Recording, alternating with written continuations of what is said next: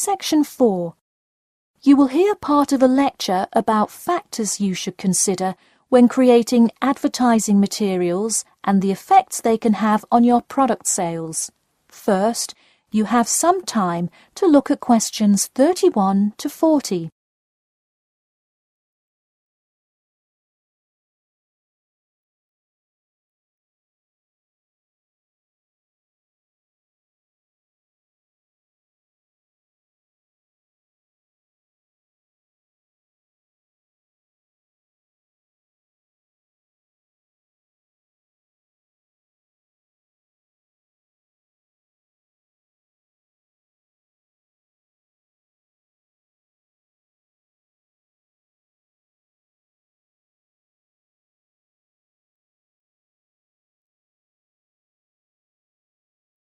Now listen carefully and answer questions 31 to 40.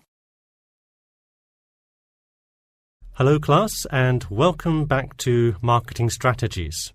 This week I will expand upon last week's lecture by talking about factors you should consider when creating advertising materials and the effects they can have on your product sales. Lesson 1.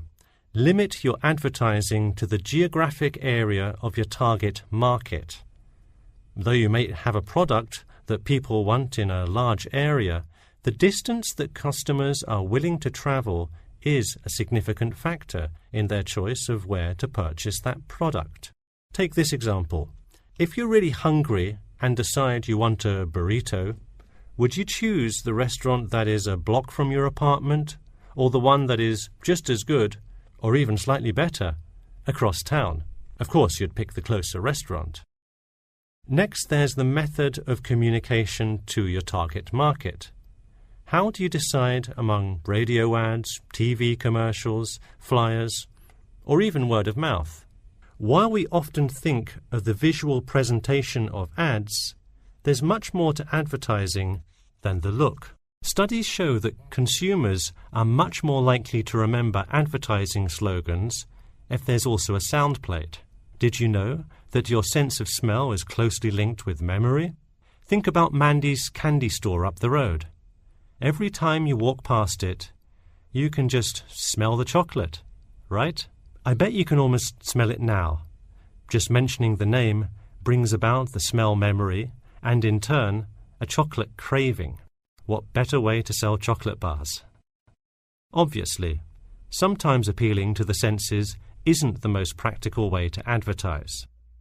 For example, it's a good idea to come up with a marketing strategy that adapts to the product, especially digital products. The flexibility of this kind of products is extremely important, so it's very common for advertisers to form one single layout for all of their ads, the visual, the medium, even the majority of the content, and simply update the ad each time they come out with a new version. Remember, advertising is all about stirring up the right feeling in your potential customers, whether by stimulating the senses, appealing to the intellect, and so on. Once the customer experiences the ad, the important thing is his or her reaction. Someone could love the ad you made, but unless he or she considers buying the product, you've failed to get the reaction you were looking for.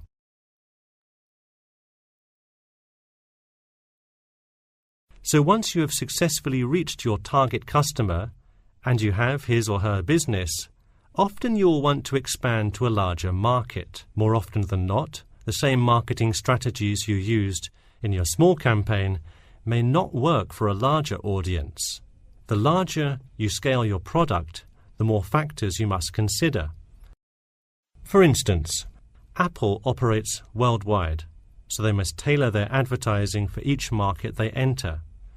Often you'll see Apple ads on international flights that appear not only in English, which is the lingua franca of most regions, but also in the native languages of the majority of passengers.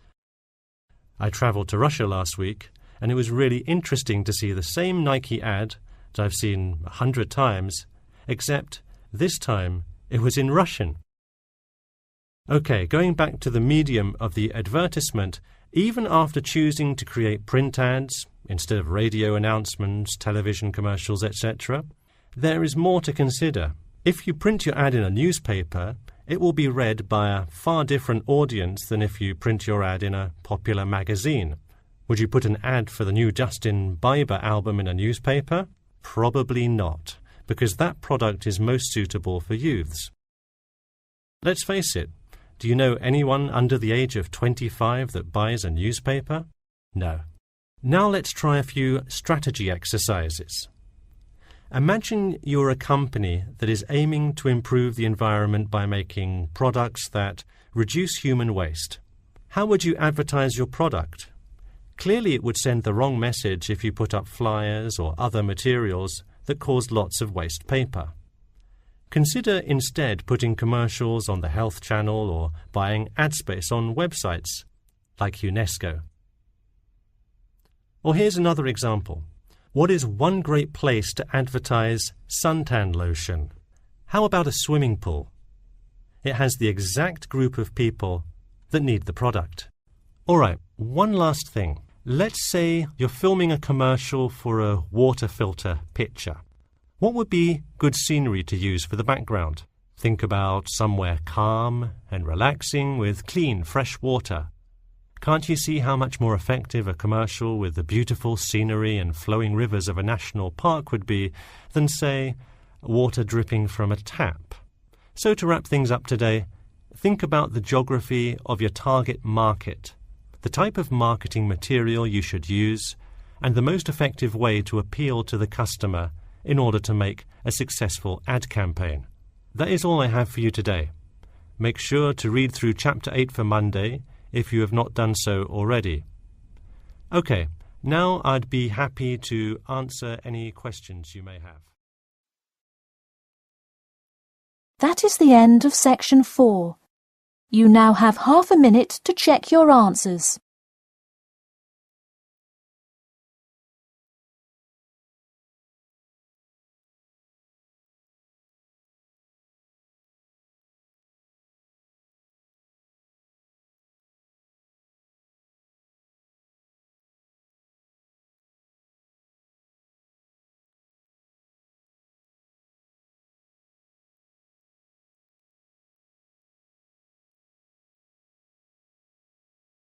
That is the end of the listening test.